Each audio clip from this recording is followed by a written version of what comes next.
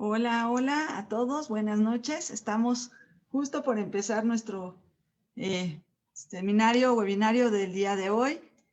Antes que nada, quiero darles las gracias a todos los que están aquí con nosotros. Estamos empezando un nuevo mes con unos nuevos temas, con temas un poco más relacionados con buceo. Les damos la bienvenida a todos, por favor. Gracias, nos están escribiendo desde pues estamos desde la Ciudad de México, gente que tenemos desde de la Escuela Nacional Preparatoria, también tenemos algunos chicos, gracias, que les gustan nuestras conferencias, muchas gracias.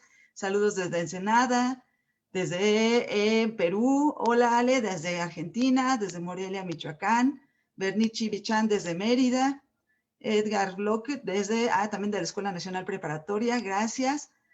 Sasquatch del Bosque nos acaba de dar 45 estrellas por nuestras pláticas. Muchas gracias. Es una nueva manera de apoyar. Si a ustedes les gustan mucho las pláticas, pueden darnos algunas estrellas y eso además nos posiciona mejor dentro de las páginas de Facebook. Entonces, muchas gracias. Yorka Castillo Silva desde Perú. Natalia López, buenas noches. Norvis Hernández desde Cuba. Dalia Rosero desde Colombia. Daisy, buenas noches. Gema, buenas noches. Paulina Áviles desde Puerto Vallarta. Gema Villanueva, Acapulco Guerrero. Daisy Macías, Ecuador. Ángela Esquivel desde la Prepa 5. Tenemos a Gema Villanueva de Tavares Villanueva. Y bueno, Ecuador, Colombia, Chile, Argentina, Veracruz. Muchas gracias a todos. La Paz, Reynosa, Querétaro, Cara Hernández desde Querétaro, Yud Hernández Avendaño desde Oaxaca, Leo Santoya desde Belice, Norvis Hernández desde Cuba. Gracias, Mariana Piña, gracias por las estrellas. Carolina Flores, gracias por las estrellas. Karen Bradley desde Baja California, Lucero desde Ciudad de México, Diana Victoria desde Campeche. Pues muchas gracias, Patricia García desde Baja California. El día de hoy vamos a platicar un tema un poco diferente a lo que hemos estado platicando las últimas semanas. Vamos a estar platicando sobre, este mes es el mes, como creo que todo el mundo lo sabe, es el mes de marzo. Es un mes donde lo que hemos querido hacer muchos grupos es hacer más visibles a las mujeres que trabajan o hacen cosas y pues platicar acerca más de ellos, ¿no?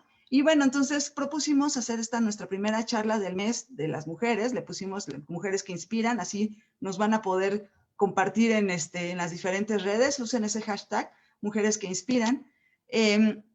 Vamos a hablar sobre algo que llama mucho la atención, es el buceo y la fisiología de la mujer.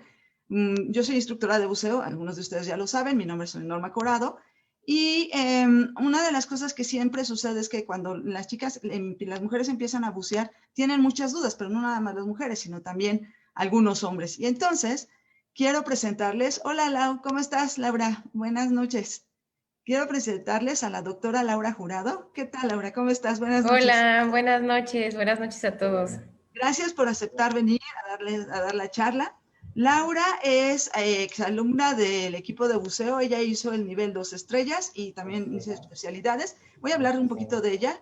Ella es mexicana de 35 años. Está súper jovencita, por eso dice su edad. Nació en Ciudad de México y desde hace 4 años vive en el puerto de Veracruz. Estudió medicina en la Facultad de Medicina de la UNAM CEUS. Hizo la especialidad en ginecología y obstetricia con un curso de alta especialidad en endoscopía ginecológica en petróleos mexicanos. Está adscrita al Hospital de Pemes Veracruz, es buceadora del EBC, certificada una estrella y hizo las especialidades de oceanología y nitros, así como el curso de introducción al buceo científico y buzo de rescate. Ya solo le faltó certificarse del 2 estrellas, Eso pero me faltó. ya la vamos a convencer porque ya tiene todos los requisitos para hacerlo, solo hay que bucear un poco más. Sí.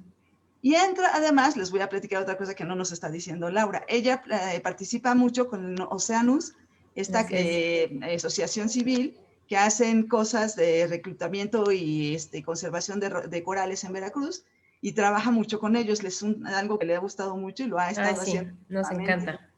Entonces, pues bueno, ella nos va a platicar hoy acerca de la fisiología del buceo en las mujeres. ¿Qué tal, Lau? ¿Cómo te sientes? Pues bien, muy contenta de estar aquí. Creo que sí es algo que se tenía que decir, es algo que se tiene que hablar, que tenemos que conocer. Cada vez somos más las mujeres que buceamos y qué mejor, pues con toda la seguridad de que podemos disfrutar los buceos sin ninguna preocupación, ¿no?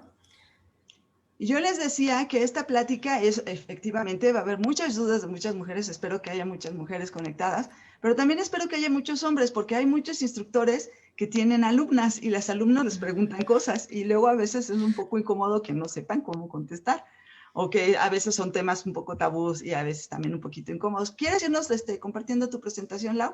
Para Claro. que vayamos. Pues ya no mientras, déjame, voy saludando aquí a la gente que me voy encontrando. Leo Bledo desde Jalisco, desde Perú, WJGNH, Perú Lima, Diana Victoria desde Campeche, Karen Bradford desde Baja California, Vivian Cárdenas, Colombia, Mónica Valdés Querétaro, Mónica Torres, Ushuaia, Argentina, bien cerquita. Saludos desde San Cristóbal de las Casas en Chiapas, Heriberto. Aquí están diciendo saludos Cecilia Hernández, Lago de Chapala. Jafet Contreras dice, tiene mucho que me interesa el buceo, pero casualmente ahorita me apareció este directo en mi muro, lo voy a ver todo. Perfecto, échatelo todo, te va a encantar. Dariana Rojas, y bueno, doctor Javier García, muchas gracias, saludos a la doctora Norma Corrado. Gracias doctor por el reconocimiento, yo leyendo aquí estas cosas, Doc, aquí nos debes acompañar en esta plática, va a haber muchas cosas que vamos a estar platicando contigo. Valerie desde Campeche, Guatemala, Minatitlán, Puebla, Temisco, Morelos, Guadalajara. Hola Sandra Colmenero, ¿cómo estás? Y bueno, pues vamos a empezar, Lau. Tú me dices cuando te doy la palabra, nos arrancamos. La dinámica va a ser esta para las personas nuevas que están bien llegando con nosotros, lo cual me da mucho gusto. Lau nos va a hacer el favor de hacer su presentación, 30 minutos, 35 minutos. Ustedes nos pueden ir dejando sus preguntas en los comentarios y nosotros al final de su plática le hacemos esas preguntas. En caso de que no podamos contestar todo, porque luego a veces afortunadamente tenemos mucha gente, les vamos a pedir que nos aguanten tantito y Lau les va a dar una repasada después a todos sus comentarios, pero todo será contestado. ¿Sale? ¿Lista, Lau? Lista.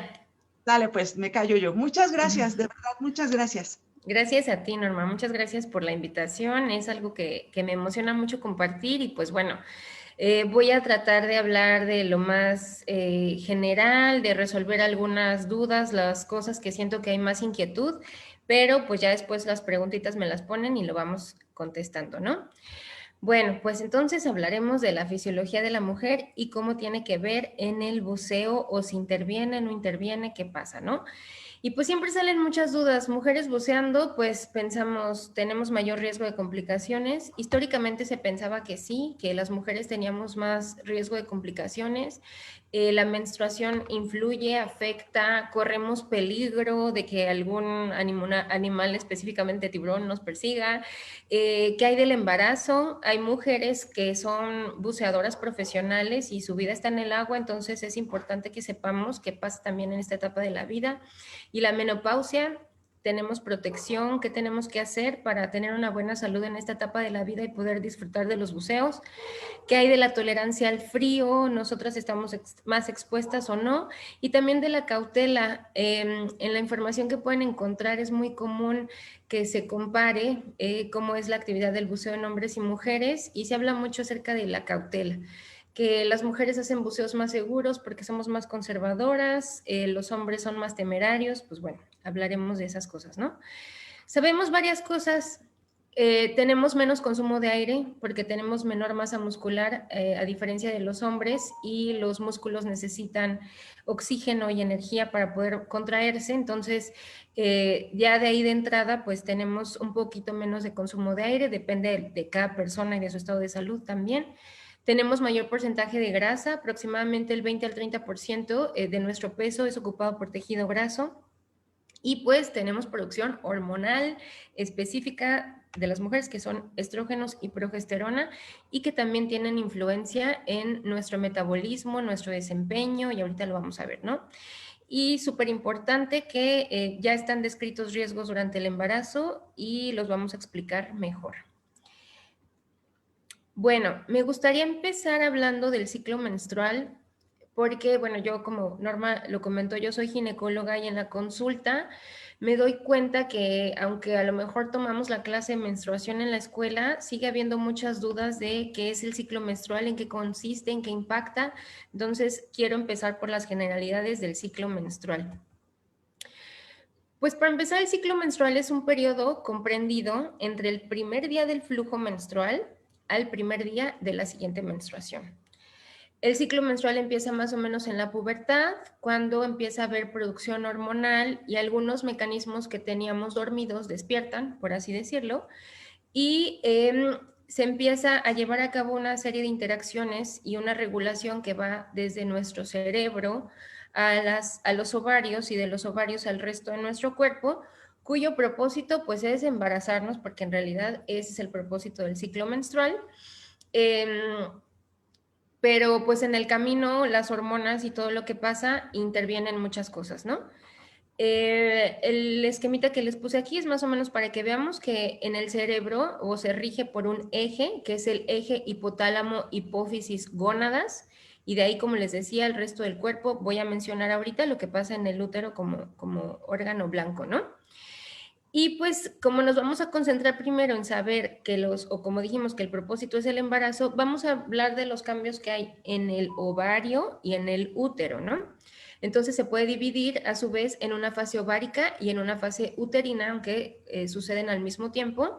Y bueno, como les dije, está regulado por las hormonas, incluso cerebro, hipófisis y gónadas. Entonces, bueno, el ciclo ovárico no es otra cosa más lo que tiene que producir, como decíamos, del primer día de menstruación al siguiente día de la siguiente menstruación, para que se vaya madurando un óvulo, que pues bueno, es nuestra célula germinal, que es la que se fecunda con el espermatozoide, y el crecimiento, el desarrollo hasta la maduración y su expulsión para que pueda ser fecundado.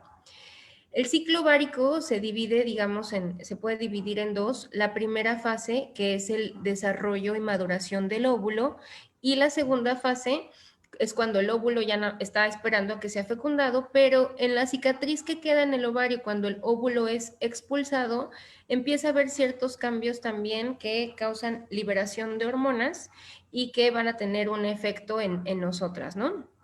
Lo vamos a explicar con más calmita ahorita, pero esta es la parte del ciclo ovárico y tenemos otra parte del ciclo uterino. Eh, bueno, en la parte del ciclo uterino, pues podemos mencionar que empieza en la fase menstrual, cuando la preparación que se llevó a cabo en el ciclo anterior para que un óvulo fecundado cayera aquí se descama al no embarazarnos. Si un óvulo no es fecundado, la preparación que se hizo se va a descamar en forma de menstruación. Conforme estos óvulos empiezan a madurar, empiezan a producir hormonas que hacen que esta parte en específica que se llama cavidad endometrial, que es la que forma como el colchón para recibir el óvulo fecundado, empiece a crecer. Entonces, en la primera fase del ciclo, se llama proliferativa también porque esta parte del útero comienza a crecer para formar un nuevo colchón que acaba de descamarse. Cuando se da la ovulación, que es más o menos a mitad del ciclo, este colchón deja de crecer y se empieza a preparar, a hacerse muy nutritivo y muy rico para que si un óvulo es fecundado, sea apto para que se desarrolle un embarazo. Y si no es fecundado, pues volvemos a la fase menstrual y todo esto se descama, ¿no?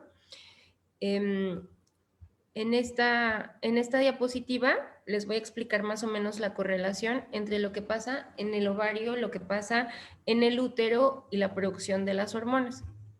El ciclo menstrual en promedio dura 28 días.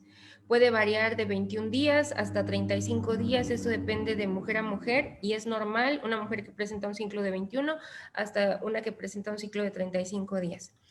La primera fase del ciclo, bueno, como el promedio son 28 días, lo explicamos así. La primera fase del ciclo, que serían los primeros 14 días, es una fase folicular porque se va a tratar de madurar un nuevo óvulo. Y la segunda fase, como les decía, es una fase lútea, llamada así porque cuando el óvulo se desprende del ovario queda una cicatriz que se torna amarilla por acúmulos de grasa que se dan en el ovario y de ahí que se le llame lútea. Bueno, durante o mientras se va dando la maduración de estos óvulos en el ovario, se van liberando ciertas hormonas. La hormona protagonista de la primera fase del ciclo son los estrógenos. Aquí en mi diapositiva está en la gráfica como la línea gris clarito. Estos estrógenos, mientras está dando la fase menstrual, decimos que empieza ahí el ciclo, mientras se va dando la fase menstrual, estos estrógenos comienzan a incrementar su producción. Conforme su producción va incrementando, actúan en el útero, como les decía, en esta parte que se llama endometrio, causando una proliferación celular, es decir, que las células crezcan, aumenten en cantidad y en tamaño para que todo el tejido que se acaba de perder en la menstruación vuelva a recuperarse. Los estrógenos incrementan, incrementan, incrementan hasta prácticamente la mitad del ciclo. En el momento que se da la ovulación en el ovario, el estrógeno, bueno, los estrógenos empiezan a disminuir su producción y en esta cicatriz que había quedado en el ovario que se llama cuerpo lúteo, empieza a producirse otro tipo de hormona que se llama progesterona. La progesterona aquí está ubicada como esta línea moradita, está pues en niveles muy bajos en la primera fase del ciclo y después de la ovulación empieza a incrementar su producción. La progesterona tiene muchas funciones, entre unas de ellas bloquear la proliferación de células del endometrio, detiene el crecimiento para que se quede así como está, más bien hace que esta parte del útero sea muy rica, nutritiva y apta para que este óvulo que acaba de fecundarse, bueno, que acaba de liberarse más bien, sea, y es fecundado, pues pueda implantarse aquí y se lleve a cabo un embarazo. Ahora, si no se da el embarazo, el cuerpo detecta que no ha habido una implantación, los niveles de progesterona caen, y ese es por eso es porque el cuerpo se da cuenta, porque los niveles de progesterona caen, y al disminuir los niveles de progesterona es como la orden para decirle al útero, descama todo, aquí no hubo embarazo y volvemos a empezar. A lo mejor salen varias dudas de esto, yo sé que suena un poquito rebuscado, pero al final me pueden preguntar. Bueno, entonces es bien importante esta relación en la producción de las hormonas. Es por eso que algunas a la primera fase de desarrollo folicular le llaman fase estrogénica, porque es donde se producen en mayor cantidad los estrógenos. Y la segunda fase se llama progestacional, porque la hormona líder, por así decirlo, es la progesterona.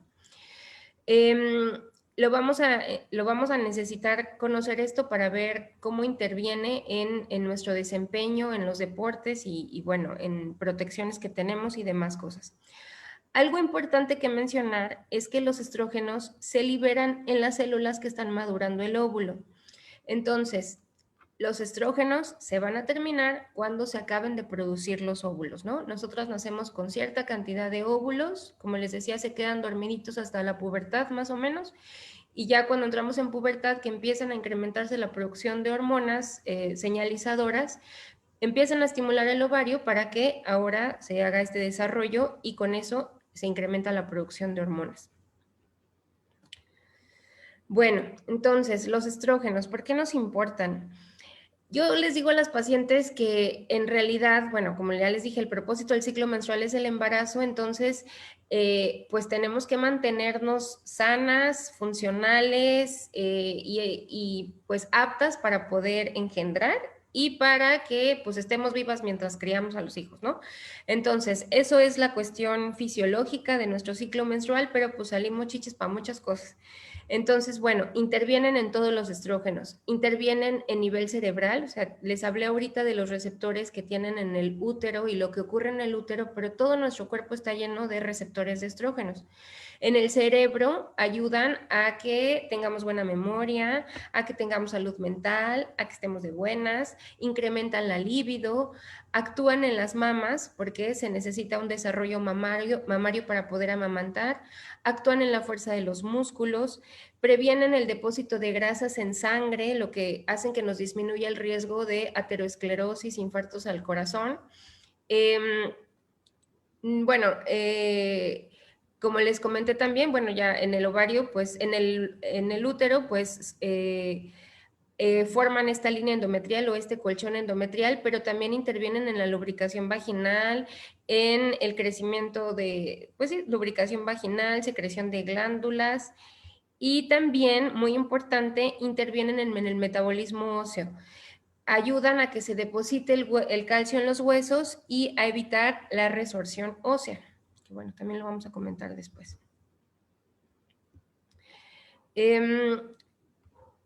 Quise hacerles esta comparación entre los efectos hormonales. Ya vimos los de los estrógenos como de manera muy general, pero pues nos importa también cómo impacta esta producción hormonal en el desempeño de los buceos, ¿no?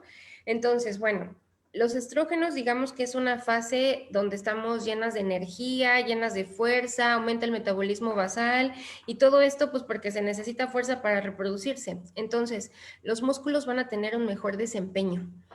Va a estar incrementada la disponibilidad de glucosa y la captación de la misma por el músculo esquelético. Entonces, eso va a hacer que los músculos estén más fuertes, que nos sintamos más vigorosas y que soportemos mayor esfuerzo físico.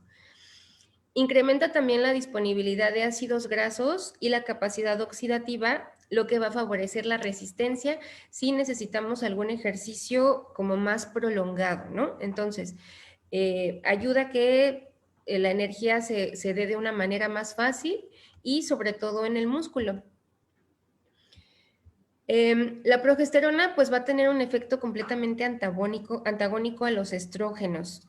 Su función es más catabólica y tiene una explicación fisiológica. La progesterona inicia como la preparación para el embarazo, por eso se llama progesterona, como antes del embarazo o antes de la gestación, y su producción, si es que nos embarazamos, se mantiene a lo largo de toda la gestación.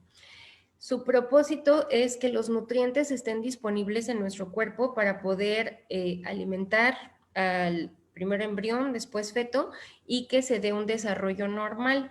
Entonces, pues en esos momentos, en la segunda fase del ciclo menstrual, puede ser que al contrario nos sintamos con menor energía, que nuestros músculos tengan menor resistencia. Esto, bueno, así lo mencionamos fisiológicamente. Para algunas mujeres es muy importante y se siente tremendamente, y para otras es imperceptible. Y lo que yo siempre les digo y les recomiendo es que una vida saludable, donde uno coma bien, haga ejercicio, va a hacer que tengas pues que incluso esto sea imperceptible, ¿no? Que ni cuenta te des y que puedas practicar lo que sea. Pero pues si queremos reforzarlo un poquito, pues a lo mejor si tenemos que bucear o tenemos que hacer un ejercicio en esta fase, pues convendrá ingerir un poquito más de proteínas, que es lo que nos va a hacer falta, y siempre mantenernos bien hidratados y tener una alimentación saludable, ¿no? Otra cosa curiosa que se ha visto, bueno, no curiosa, otra característica que se ha presentado durante esta fase por efecto de la progesterona es que aumenta el riesgo de broncoconstricción en personas asmáticas. Entonces puede ser algo que se tome en cuenta y que se tome en cuenta, ¿no? Pero bueno, como les decía, sí existen ciertos cambios, los estrógenos nos van a hacer sentir muy fuertes, la progesterona a lo mejor no tanto, y sobre todo, conforme nos vayamos acercando a la siguiente menstruación, la progesterona incrementa su producción. Entonces, estos síntomas pueden hacerse más notorios, nos podemos sentir un poquito hinchadas, retenemos líquidos y puede ser que no sintamos nada, ¿no? Y bueno, anteriormente en los estudios que se hicieron para saber si las mujeres corrían más riesgos en los buceos por las características propias, se pensaba mucho que sí teníamos más riesgo, sobre todo de enfermedad por descompresión, debido al porcentaje de grasa que tenemos en el cuerpo. La grasa, pues es un tejido, bueno, pues es liposoluble, bueno, la grasa, los gases inertes más bien son liposolubles, entonces se dice que tienen una captación 5 veces mayor que los tejidos solubles. Entonces se creía que se almacena gran cantidad de gas inerte en el tejido adiposo y que eso nos predispondría a tener enfermedad por descompresión. Se hicieron muchos estudios donde se cuantificaba, por ejemplo, la presencia de burbujas en la arteria pulmonar y se comparaba la de hombres y mujeres para ver quiénes presentaban más, asumiendo que quienes tuvieran más iban a tener mayor riesgo de enfermedad por descompresión. Lo que fueron descubriendo es que las mujeres teníamos pero unas burbujas más chiquitas. Entonces se llegó a pensar que a lo mejor como eran más chiquitas, los síntomas iniciales podrían pasar desapercibidos y eso retrasaría el tratamiento y que cuando nos diéramos cuenta, pues ya estuviera afectado los órganos vitales o la enfermedad fuera mucho más severa. Sin embargo, ahora se sabe que es todo lo contrario. Bueno, es verdad que tenemos mayor porcentaje de grasa corporal en el cuerpo, pero no se ha visto asociado a un mayor riesgo de enfermedad y mucho menos enfermedad grave. Lo que se asume es que tenemos una protección muy buena por los estrógenos. Y esto se explica porque los estrógenos tienen un gran potencial de vasodilatador. Y lo hacen a través del óxido nítrico, que el óxido nítrico tiene la capacidad de dilatar el músculo liso y el músculo liso se encuentra en las paredes de nuestros vasos sanguíneos. Entonces, lo hace a través de sintetizar una hormona que va a producir óxido nítrico, que se ve presente sobre todo este incremento en la síntesis en el endotelio, que es la pared de los vasos sanguíneos, y a nivel neuronal. Esto pues va a hacer que si hay alguna burbuja que en teoría causaría enfermedad si obstruye el flujo sanguíneo, pues que los vasos tengan la capacidad de dilatarse. Otra cosa es que la enfermedad por descompresión no nada más ocurre porque se obstruye el vaso sanguíneo. El vaso sanguíneo se obstruye y el endotelio, la pared de los vasos, se lastima, se lesiona, entonces se desencadena todos nuestros mecanismos de coagulación y de inflamación para reparar ese endotelio. Y el desencadenar estos mecanismos de agregación plaquetaria, pues es lo que forma los coágulos dentro de los vasos sanguíneos. Y si el coágulo se desprende y se deposita en otro lado, o ahí mismo se queda y está en un vaso sanguíneo que le va a dar flujo al riñón, al corazón, al cerebro, médula espinal, etcétera, pues eso va a ser lo que nos traiga la peor complicación en la enfermedad por descompresión. Entonces, bueno, los estrógenos tienen esta capacidad de modular también el sistema inmunológico para disminuir esta respuesta inflamatoria. Hay algunos pacientes que se ha visto que aunque se les da tratamiento para la enfermedad por descompresión, cuesta trabajo revertirla y es porque toda esta cascada inflamatoria y de coagulación ya se desencadenó. Entonces nosotros las mujeres pues tenemos disminuido este riesgo gracias al efecto de los estrógenos. Otra característica de los estrógenos es que tienen capacidad de incrementar el factor de crecimiento endotelial. Eso hace que se formen nuevos vasos sanguíneos. Puede ser bueno en este caso, sin embargo, pues es malo pensando en que ese es uno de las características presentes en distintos tipos de cáncer, como cáncer de mama, que es estimulado por los estrógenos, ¿no? Y bueno, también tiene cierta función antioxidante.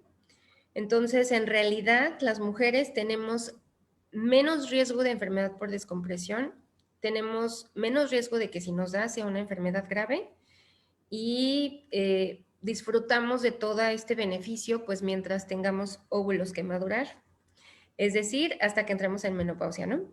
Una vez que entramos en menopausia, los riesgos que se presentan o la incidencia de enfermedad por descompresión pues es prácticamente igual en hombres que en mujeres.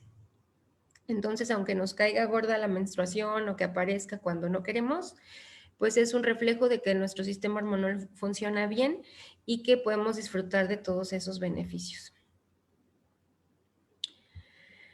Bueno, eso hablando de los estrógenos.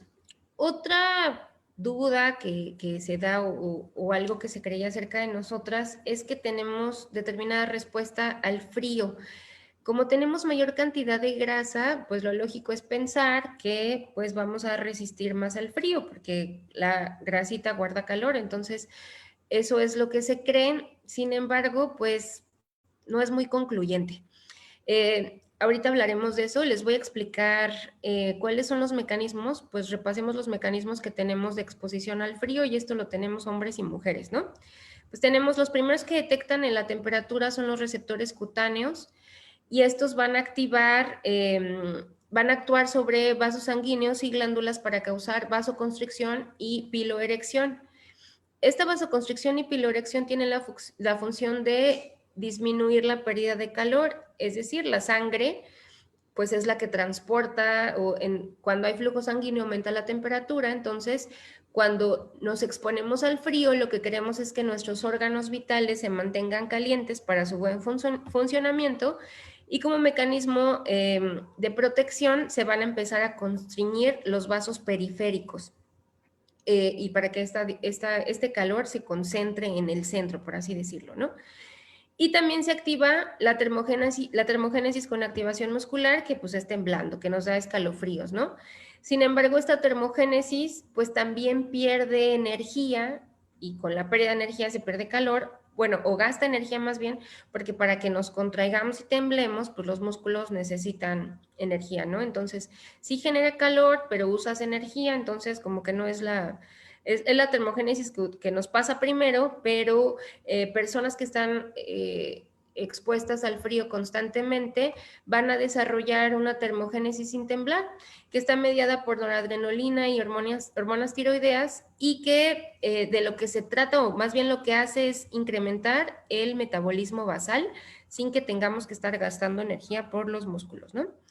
Esto es bien importante porque los estudios que se han hecho de temperatura o de exposición al frío en buceo están hechos sobre todo en comunidades de buceadoras. Hay comunidades de buceadoras japonesas y coreanas que se dedican a bucear a temperaturas muy bajas. Ellas hacen buceo libre.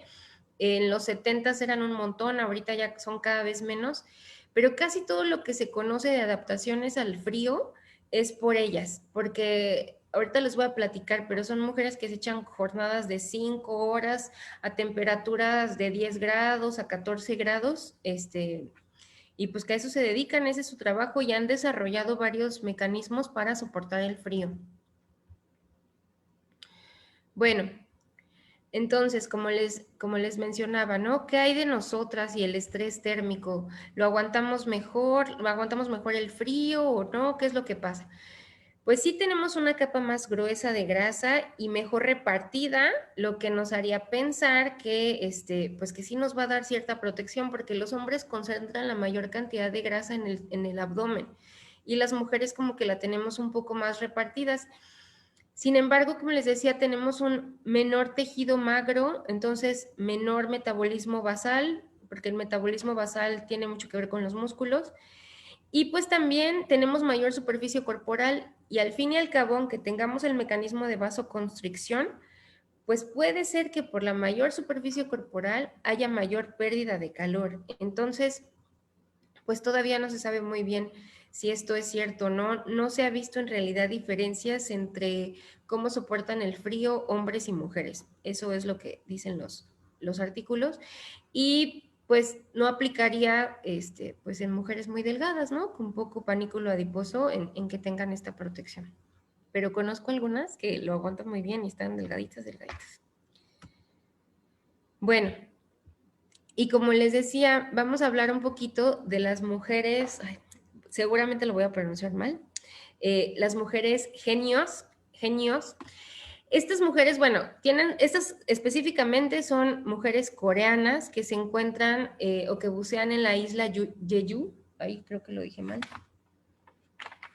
Ahorita les digo. Pero bueno, son mujeres que toda la vida se han dedicado al sustento de sus familias a través de lo que pescan, y lo pescan en buceo libre, en aguas muy frías. Ahorita ya utilizan trajes de neopreno, pero antes estos eran los trajes que utilizaban, que eran trajes de algodón. Entonces pasaban jornadas, bueno, todavía pasan jornadas muy largas buscando peces. Se ha estudiado muchas cosas acerca de ellas. Hay mujeres, hasta las han dividido en clases, como las que aguantan bucear incluso 16 metros con 2 minutos de apnea, las que bucean 13 a 15 metros igual con 2 minutos de apnea, y las que bucean menos de 13 metros. Tienen adaptaciones cardiovasculares, tienen adaptaciones en la ventilación, y pues les voy a platicar ahorita de las adaptaciones al frío. En 1970, prox, que se empezaron a estudiar, eran muchísimas, más de 14,000 mujeres las que se dedicaban a esto. En el 2015, que fue lo último que yo encontré, ya son solamente 4,000. La UNESCO las tiene catalogadas como Patrimonio Inmaterial de la Humanidad, y pues ahí les recomiendo que lean acerca de ellas, porque es fascinante y súper interesante la manera en cómo viven la vida. Bueno, Ella se ha visto que entonces, además de lo que todos tenemos, la piloerección, la vasoconstricción, pues han tenido que desarrollar distintas características para poder soportar estas temperaturas. Ellas tienen una tasa metabólica basal sin pérdida de calor, incrementada pues prácticamente todo el tiempo. Se ha visto que tienen un mecanismo muy interesante de aislamiento periférico. Si recuerdan, les dije que como mecanismo de protección para los órganos vitales y para guardar el calor para el buen funcionamiento de nuestros órganos, se va a disminuir el flujo sanguíneo a la periferia, incluidas las extremidades, ¿no? Entonces, empezamos a temblar, pero de repente llega un momento que ya no tienes fuerza para moverte. Entonces, ellas les pasa que como que esta vasoconstricción es compartamentalizada. Disminuye en la piel, pero aumenta en el músculo. Eso les permite pues hacer su trabajo sin que se vea comprometido, ¿no? Por estas temperaturas. Y la vasoconstricción de la piel es súper potente, es muy potente. Se ha visto que incluso es más potente que los esquimales. Y esto se cree que se desarrolló porque pues ellas sumergen todo su cuerpo, entonces todo su cuerpo está expuesto al frío. Y otro, pues es que tienen en realidad una menor sensación de frío.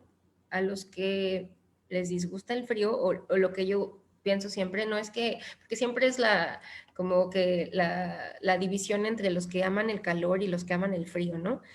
Y yo lo que les digo es que no hemos estado, o nosotros no vivimos ni en un frío extremo, ni en un calor extremo como para poder decidir, ¿no? Pero bueno, la sensación de frío, de verdadero frío, es una sensación muy molesta. Estas mujeres han perdido esa molestia por la sensibilidad al frío. Ahora, estos mecanismos los tenían antes de usar el traje de neopreno, pues vaya, súper desarrollados. Ahorita ya no, se han perdido algunos, pero como sus manos siguen estando muy expuestas, su cara sigue estando muy expuesta, y como les dije, las jornadas tan largas en las que están sumergidas en el agua, hacen que todavía se conserven algunos de estos mecanismos. Bueno, y otra característica o algo más que comentar acerca de las mujeres, pues es lo que nos pasa en el embarazo, ¿no? En el embarazo per se hay muchos cambios fisiológicos que van a ayudar a que, bueno, pues podamos desarrollar otro ser vivo y nos mantengamos sanas, que pues si bien o sea, si bien podemos estar aquí en la tierra fuera del agua, pues claro que van a influir dentro, ¿no? Y que dentro pues puede ser que no tengamos la misma capacidad de hacer los buceos seguros o con la misma seguridad. Les comento los cambios fisiológicos más comunes. La resistencia vascular va a disminuir en un 25%. Esto pues podría ser bueno si relacionamos la vasodilatación y la resistencia de los vasos con la enfermedad por descompresión, pues que disminuya la resistencia vascular podría prevenirnos de enfermedad por descompresión, pero bueno, no está estudiado. Nadie se ha atrevido y no creo que lo vayan a hacer, ni que deberían, pues. El volumen plasmático va a incrementarse en un 50% y se incrementa a expensas de agua. Esto se hace para pues que aumente la cantidad de sangre en la circulación materna, pero también en la circulación fetal. Como se incrementa el volumen a expensas de plasma, puede haber una anemia fisiológica. Puede haber también una hipotensión postural relacionada sobre todo, con la disminución de resistencias vasculares, ¿no? Entonces, pues es muy común que una embarazada se pare rápido o a la misma velocidad que lo hacía sin estar embarazada y sienta que se mareen. Eso podría predisponer pues que se sienta mareada con algún esfuerzo debajo del agua y que tengamos algún accidente de buceo.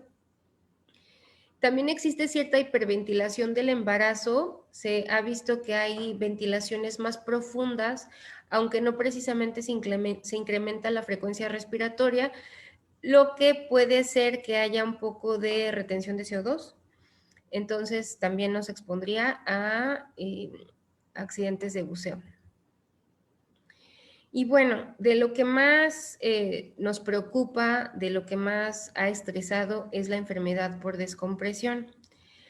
Porque si bien es bastante grave en una persona, bueno, en un hombre o en una mujer no gestante, pues si estamos gestando y si sabemos que el desarrollo embrionario y fetal se da, bueno, el desarrollo embrionario sobre todo se da por migración de células, si ocurriera alguna obstrucción del flujo a cualquier nivel, por mínimo que sea, pues puede desencadenar en cosas bastante graves en el feto sobre todo, ¿no? Malformaciones, déficits de formación de algún órgano, déficits neurológicos o incluso la muerte, ¿no? Entonces, no, como les dije, no hay muchos estudios acerca de la enfermedad por descompresión. Hay algunos casos reportados de mujeres que han hecho gran cantidad de buceos. Recuerdo mucho el caso de una buceadora de 25 años que me parece que hizo como 10 a 15 buceos en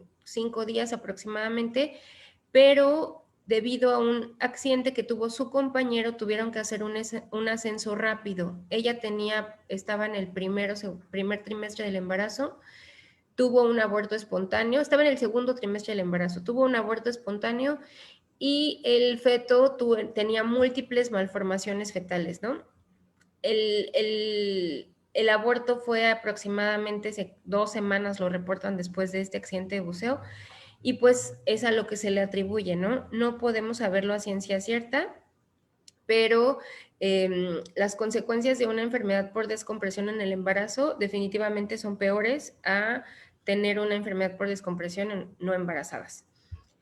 A lo mejor se podría compensar pues haciendo buceos someros, tener mucho cuidado con las paradas de seguridad y con los ascensos, ¿no? Por lo mismo ha preocupado la teratogenicidad, por estos hallazgos que se ha visto, por las sospechas. Sin embargo, no es concluyente. La mayoría de los estudios que se han hecho pues son en animales, entonces es una sospecha solamente. Bueno, si hay embolismo arterial, pues puede ser mortal para el feto, obviamente, por esto que les comentaba, la migración de células, si se afecta el flujo sanguíneo al menor grado, pues va a traer severas consecuencias. Y bueno, esto hablando de buceo con escuba, ¿no? Porque muchas buceadoras, incluidas las coreanas, incluidas las japonesas, que son las que les menciono aquí, las buceadoras de perla, pues siguen buceando prácticamente durante toda la gestación. Y lo que han visto es que más bien hay bebés con bajo peso, puede haber nacimientos prematuros y restricciones del crecimiento. Están asociados, algunos los relacionan con hipoxia, otros los relacionan con la exposición al frío. Entonces, bueno, no lo sabemos a ciencia cierta, pero sí hay un gran incremento de bebés de bajo peso en este tipo de buceadoras. Y otra cuestión a considerar, pues, es la toxicidad por oxígeno. La toxicidad por oxígeno solamente se ha estudiado en animales, pero pues en animales se ha visto que se cierran ciertos conductos. Les puse aquí una imagen de la circulación fetal para que podamos entender un poquito la importancia de esos conductos que pueden llegar a cerrarse o que se han visto, qué es lo que se sospecha que pasaría en los seres humanos, ¿no? Si recordamos un poco de cómo es la circulación en los adultos, bueno, o en la vida extracorpórea, la sangre desoxigenada llega a través de la aurícula derecha, pasa al ventrículo derecho, del ventrículo derecho pasa a las arterias pulmonares para que llegue a los pulmones y se oxigene. De ahí regresa a la aurícula izquierda, ventrículo izquierdo, y se va al callado de la aorta para que sea repartida por todo el cuerpo, ¿no?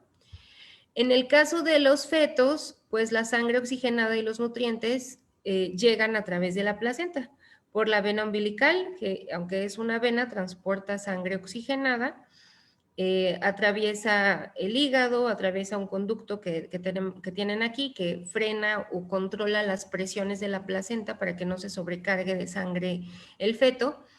La sangre llega a la aurícula derecha y de ahí hay una comunicación a la aurícula izquierda a través de lo que se llama foramen oval para que pueda mezclarse la sangre oxigenada directamente al ventrículo izquierdo y del ventrículo izquierdo pase al resto del cuerpo. Y también la manera en cómo se recoge la sangre es algo muy parecido porque también llega a la aurícula derecha, pero de la aurícula derecha pasa al ventrículo derecho y de ahí a las arterias pulmonares y de ahí se regresa a la aorta por otro conducto. Entonces, bueno, este conducto permite que se pueda repartir la sangre oxigenada y que la sangre desoxigenada regrese a la placenta y se vuelva a oxigenar y se dé toda esta circulación, ¿no? Estos pequeños cortocircuitos son fundamentales para eso. Y es necesario que estén abiertos hasta el momento que nazca el bebé. En el momento que el bebé nace, respira, el oxígeno que inspira cierra estos conductos en la mayoría de los casos. El exponernos a altas presiones de oxígeno, es decir, tener toxicidad por oxígeno, puede ser que estos conductos se cierren antes de tiempo y que cause una hipertensión pulmonar en el feto y también puede causar falla cardíaca y muerte, ¿no? Bueno, también se ha asociado a prematuridad, nacimientos prematuros, que son nacimientos que se dan antes de que el bebé sea maduro. Puede haber cierto grado de retinopatía, que es lesión de estas células que son las fundamentales que tenemos en el ojo para poder ver. Y bueno, como les decía, esto no es concluyente en el humano, pero es lo que se sospecha que puede pasar y lo que se ha correlacionado con estudios en animales. Entonces, bueno, yo recomendaría que no hagamos buceo scuba en el embarazo o que seamos súper cuidadosos en las medidas de prevención de estos problemas, de respetar mucho los límites, o hacer buceo libre, ¿no? Esa es otra. Y bueno, hablaremos también un poco de la posmenopausia. La posmenopausia pues es el otro momento en la vida de la mujer donde vuelve a haber un cambio en nuestra fisiología, ya que ya no tenemos la producción hormonal, lo que comentábamos, estrógenos y progesterona, ya no tenemos las protecciones del estrógeno, entonces siempre queda la inquietud de que si esto nos va a predisponer a mayores accidentes de buceo, si es más riesgoso que realicemos buceo. Entonces, bueno, recuerdan que les comenté que había algunos estudios que habían hecho comparando hombres y mujeres acerca de la presencia de burbujas en la arteria pulmonar. Los resultados que les mencionaba es que los hombres tienen mayor cantidad de burbujas y son más grandes, entonces se pensaba que las mujeres tienen protección de enfermedad por descompresión. Bueno, en cuanto entramos a la menopausia, y dejamos de producir estrógenos, esto se equipara. Entonces los estudios demuestran que la producción de burbujas es igual que en los hombres del mismo tamaño, lo que nos hace pensar que el riesgo de enfermedad por descompresión es igual que en los hombres. Entonces, el riesgo de enfermedad por descompresión incrementa en la menopausia. Disminuye la biosíntesis del óxido nítrico, que estaba favorecida por los estrógenos, por lo que hay menos vasodilatación. Puede ser que perdamos este mecanismo protector del depósito de grasas en sangre. Ya me tardé, ¿verdad? Ya voy. Y también hay pérdida de masa muscular, mayor intolerancia al frío y pues el estrógeno es fundamental en la participación del depósito de calcio en el hueso, entonces puede ser que tengamos osteoporosis por el simple hecho de estar en menopausia, ¿no? Y bueno, esto pues hay que cuidar el peso del equipo que cargamos, tratar de equiparnos en el agua, tomar ciertas medidas de protección.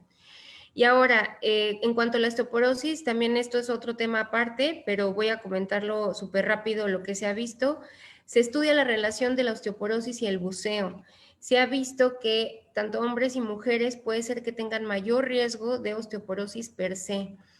Está dado, bueno, no es muy concluyente todavía, no sabemos si es por el nitrógeno, se ha visto que está involucrado la retención de CO2, depende mucho del tiempo de exposición, esto no es dependiente de los estrógenos, pero pues si de por sí a lo mejor ya estamos en posmenopausia y hemos buceado mucho tiempo, pues hay que estudiar que no tengamos osteoporosis y si lo tenemos, pues tratarla. Y bueno, ya por último, les quisiera poner las recomendaciones que hacen estas mujeres, me cuesta mucho trabajo pronunciarla, mejor les voy a llamar las mujeres buceadoras de Corea, Porque hay artículos súper bonitos, no nada más de los mecanismos fisiológicos, sino de cómo viven su vida, qué hacen para que puedan tener salud y puedan pasar 50 años buceando tantas horas y que se mantengan en buen estado de salud. Hablan mucho de la mente tranquila, entonces una mente en calma nos va a ayudar a hacer buceos más seguros. Si ellas están intranquilas, si tuvieran una discusión, no bucean. Confiar en los demás para que se puedan afrontar las dificultades de la convivencia, valorar y cuidar el cuerpo para el trabajo. Ellas decían, mi trabajo es bucear, entonces si estoy muy cansada, si me siento mal, o no buceo o no hago ninguna otra actividad doméstica, ¿no? Hay que descansar el cuerpo para que esté listo para el buceo. Tratamiento de los síntomas, hay que escuchar al cuerpo. Y pues eso es lo que menciona, ¿no?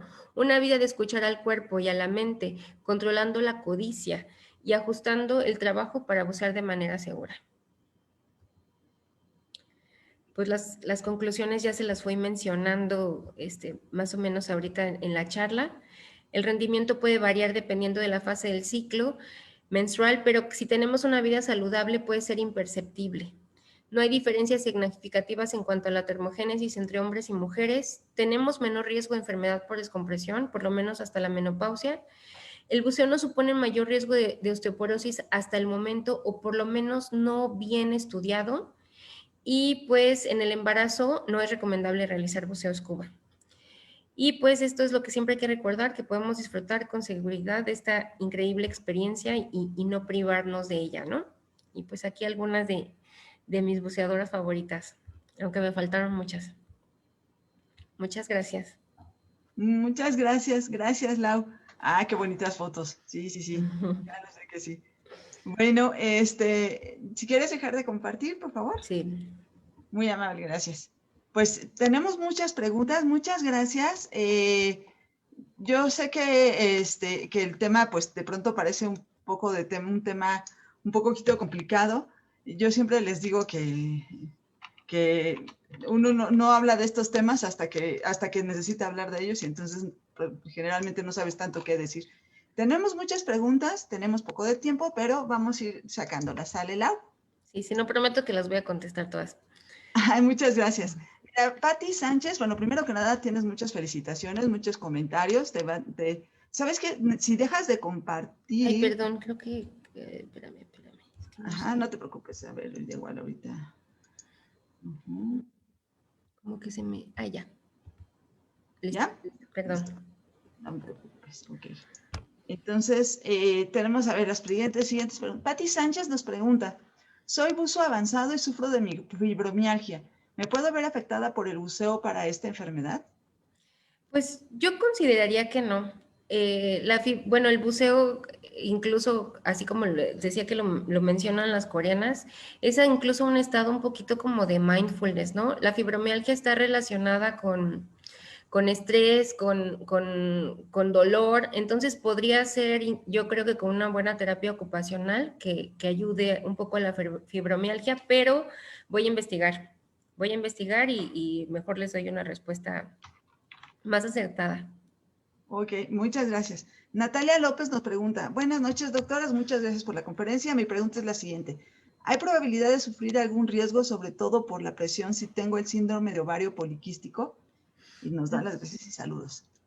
No hay ningún riesgo en el síndrome de ovario poliquístico si te mantienes en buen estado de salud. El síndrome de ovario poliquístico per se puede hacer que tengamos elevación de glucosa, que acumulemos mayor porcentaje de grasa. Entonces hay que estar en control para tener un buen estado físico y con eso no tienes que tener ningún problema. Así es. Bucear es muy relajante. Y justo Norbis Hernández nos pregunta, soy buzo a open water, pero aún no me relajo muy bien. Entonces... ¿Qué podemos recomendar? Bueno, a mí en Bucea el más. equipo y en el equipo de buceo de ciencias, la verdad es que nos llevaron de la mano en eso, en confiar en nuestras parejas, en confiar en nuestro equipo. Ellos son una clave muy importante para sentirnos protegidos, para sentirte seguro y pues sí, bucear más hasta que le pierdas el miedo. Así es, casi, casi. Muchas gracias. Y nos preguntan, hola, Flor Zumba, ¿cuánto tiempo después de una cesárea una mujer puede bucear?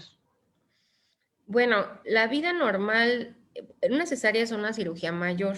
Entonces, eh, la vida normal siempre que operamos a una mujer, lo decimos que es después de 2 a 3 meses, la vida completamente normal, ¿no? Lo mejor si tienes un parto, sí puedes retomar los buceos más pronto, porque tu organismo se va a recuperar más rápido, pero si es una cesárea, podrías hacerlo antes a lo mejor, pero con cierta ayuda o equiparte dentro del agua. Y si no tuviste ninguna complicación, pues a lo mejor a los 2 meses ya podrías hacerlo. Perfecto. Mira, nos están preguntando, y esta es una pregunta que se está repitiendo mucho. Bióloga Yolanda López, considerando el tema particular de la menstruación y la fisiología de la mujer, de acuerdo a tus conocimientos, ¿cuál es la mejor opción, los tapones o la copa menstrual? Y esto nos lo pregunta también, ¿qué tipo, Yud Avendaño, qué tipo de producto de higiene femenina recomiendan utilizar cuando más cuando estás menstruando? ¿Y qué sucede con el uso de la copa menstrual durante el buceo por la cuestión de vacío y de la presión? Bueno, yo recomiendo, buceando y no buceando, el uso de copa menstrual. El material por el que está hecho la copa menstrual es un material hipoalergénico que disminuye el riesgo de infección, si utilizan la copa del tamaño adecuado, no va a tener ningún problema ni con el vacío ni con los cambios de presión, ya que la presión negativa se hace desde que se coloca en la vagina. La vagina es un fondo de saco, entonces al colocar la copa, si está de un tamaño adecuado, va a hacer esta presión negativa desde que esté cerca de las paredes y no tienen que tener ningún problema. Haría falta hacer más estudios, a lo mejor de profundidad, dependiendo de las profundidades, pero no debería de haber ningún problema y yo recomiendo el uso de copa. Perfecto. ¿Ya ven? Sí. Bueno, y esto, Lau, que cuando estás buceando se corta el flujo sanguíneo de la menstruación, ¿eso es cierto? Bueno, al entrar al agua. Al entrar, pues eso es algo que se ha notado más que por estudios como que por experiencia, ¿no? Se asocian distintas cosas. El flujo menstrual fuera del agua, bueno, ahora con los estudios que se han hecho por la copa menstrual, se ha visto que el flujo menstrual está incrementado por las toallas sintéticas y los tampones, es decir, despiertan una respuesta inflamatoria que hace que tengamos más flujo menstrual, pero no todo es la sangre que se escama, sino es mucha secreción de nuestras glándulas que se da por la inflamación, porque pues son cosas que no se transpiran, que pueden ser fómites, que transmiten infección. Entonces, al usar la copa y toallas ecológicas, se ha visto una disminución en la cantidad de flujo y eso puede correlacionarse mucho a lo que pasa cuando estás en el agua, que no estás expuesto a estas toallas o a estos Pues materiales. perfecto. Eso es todo un tema, ¿eh? Sí. Y bueno, justamente con él viene la otra pregunta, que si es verdad, un poco lo que decíamos al principio, que si estás menstruando puedes atraer tiburones. No, no es verdad. Y en realidad la cantidad de sangre que menstruamos es muy poca. En realidad nosotros reglamos, en promedio varía, ¿no? Pero puede ser de 10 mililitros a 100 mililitros en todo el ciclo menstrual. Entonces, y estamos hablando de un buceo, bueno, depende cuánto tiempo vas a bucear, ¿no? Pero no tendría por qué atraer tiburones. Perfecto. Sí, sí, sí. Pregunta Elizabeth Crocker. La ley de Boyle, mayor presión y volumen son inversamente proporcionales entre sí a temperatura constante. ¿Pueden influir en el crecimiento del feto? Creo que aquí más bien lo que Glau nos dijo hace rato es que no se recomienda bucear cuando estás embarazado. No se sabe todavía qué va a pasar. ¿Qué pasa? Y no queremos saber. No. Mejor no, aguántense tantito. Ajá. Y aquí Sandra Colmenero y Yuki nos preguntan en buceo, ¿qué pasa con los implantes mamarios? ¿Hay algún problema? Pues se ha visto que en algunos estudios que puede ser que se formen ciertas burbujas, sobre todo en los implantes que son de silicón, pero que esas burbujas se van a deshacer y no va a pasar nada. O sea, no se ha asociado a ruptura de implantes. Sí se ha visto que se llega a formar alguna que otra burbujita, pero la burbuja va a desaparecer. Entonces no trae mayor complicación. Antes, bueno, yo tengo unos ayeres buceando. Antes había unos implantes, mucho antes, estoy hablando de hace unos 25 años, que empezó a ser como de más de moda los implantes. Había unos implantes que eran muy gelatinosos y no eran tan de buena calidad. No era un gel como era ahora, incluso era como agua. Y llegaban a moverse, entonces, o explotar. Se reventaban. Pero eso era también algo muy común. No sé si alguna vez escucharon alguna noticia de alguien que se caía, por ejemplo, tener unos implantes en las pompis, se caía y se explotaban, eran muy malos. Entonces, bueno, también ya ahorita son muy, muy modernos. La verdad es que prácticamente les puedo decir que no pasa nada. Sí, no y no porque nada. Yo tenga. Y aparte, bueno, eso dicen los estudios. Yo busqué también porque me imaginé que, pues me apareció y dije, a ver, y sí, sobre todo los de silicón, pero no sé, o sea, se ha visto que se puede formar una que otra minúscula, se va a deshacer y no va a causar ningún otro problema, rupturas ni nada. Exacto. Y nos preguntan, dije, otra vez, igual pues... nos preguntan justo de una lesión en rodillas, en articulaciones. Específicamente para las rodillas, si se tiene una lesión anteriormente, no, nos preguntan que si podemos hablar de eso en un siguiente webinario. Les podemos decir que aquí todo el mundo está muy, muy roto de las rodillas y sí puedes bucear, pero hay que tener cuidado. Entonces, sí, ¿qué otra? Aquí tenemos otras preguntitas, permíteme, porque estoy... Sí, igual preguntan qué sucede con la copa menstrual. Aquí hay una chica que nos dice que ella ha buceado con la copa menstrual, no sabía muy bien cómo funcionaba, pero que nunca ha tenido ningún problema y que es muy cómodo. Entonces, bueno, chicas, súper cómodo. Sí, y la versión más ecológica también. Además, la verdad es que ya viéndolo también uno así, puede pensar. Y pues creo que hasta ahorita tenemos muchísimas felicitaciones. Nos están diciendo, gracias Ale, nos están diciendo que es un tema muy interesante porque es un tema difícil de responder. Yo he tenido muchas alumnas que incluso el día que están muestrando, y digo, Laura lo sabe muy bien, pues no quieren entrar a la alberca porque dicen que se sienten mal o no quieren usar tampones. Eso es otra pregunta que también no le hicieron aquí, pero es muy común de que si usas un tampón se te puede ir hasta el fondo por estar buceando. No pasa nada, no pasa nada. No pasa nada. No pasa nada. La vagina, como les digo, es un fondo o sea, tiene fondos de saco, no se va a ir a ningún lado. Lo que sigue es el útero, pero no cabe. Entonces no se preocupen. Y aquí nos pregunta Diana Victoria, estuvo muy genial tu exposición. Mi pregunta es, ¿hay alguna consecuencia negativa, ya sea para nosotros o en el del ambiente de nadar durante el periodo de menstruación? No hay ninguna. Hay mujeres que pueden sentirse con un poco menos de energía porque hay una disminución de hormonas durante la fase menstrual. Hay algunas que digo, o sea, si sangras lo normal no tienes por qué tener anemia ni mayor problema, ¿no? Entonces, un buen estado de salud va a hacer que no influya en absolutamente nada. Así es. Y aquí nos pregunta, perdón, Mónica Valdés, que dice que a ella le gusta mucho la biología marina y quiere bucear, que si podemos platicarle, si le puedes platicar tu primera experiencia cuando buceaste durante tu periodo, si te sentiste algo en particular. Y me pregunta a mí también, yo todavía me acuerdo. Pues, bueno, es que todas las mujeres somos diferentes, ¿verdad?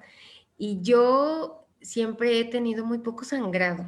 Y a mí siempre me ha gustado el agua, entonces no se me hizo, o sea, yo nado o siempre nadé, aunque estuviera menstruando, entonces no me generó mayor conflicto el meterme al agua buceando. Utilicé un tampón, todavía no utilizaba copa. Utilicé un tampón y pues sin problemas. Sin problemas es como si no hubiera pasado nada. Así fue la mía. Muy bien. Y bueno, yo también ni siquiera había tampones cuando yo estaba todavía y no se siente nada. En realidad te dedicas a hacer tus cosas y no se siente nada. A lo mejor de pronto puedes sentir un poco de molestia.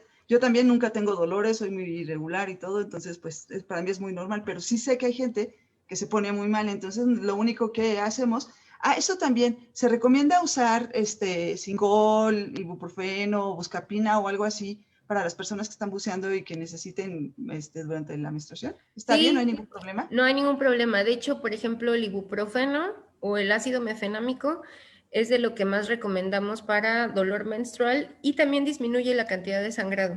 Entonces, si ustedes tienen esa inquietud o sienten que sangran mucho, pueden tomar ibuprofeno o ácido mefenámico, les va a ayudar con el dolor y a disminuir la cantidad de sangrado. Y pues vayan a sus chequeos, porque si es demasiado sangrado, pues algo debe de andar por ahí y se puede tratar. Claro. Y aquí WG nos pregunta, Laura, soy Sandra de Perú. Mi consulta es sobre las personas asmáticos. ¿El buceo les afecta? Bueno, pues digo, no soy tan experta en ese tema. Comenté algo de la progesterona acerca de la vasoconstricción, pero los cambios de temperatura, por ejemplo, el frío, sí puede exacerbar un problema, un cuadro asmático. Yo creo que si estás bien medicada y si llevas tu medicamento de protección, podrías estar bien, pero voy a investigarlo específicamente qué pasa con el asma. Claro. Y aquí vamos ya casi cerrando. Alba Morales nos pregunta, ¿cuáles son las edades ideales del inicio y límite de edad para bucear? ¿En mujeres, en hombres o en todos?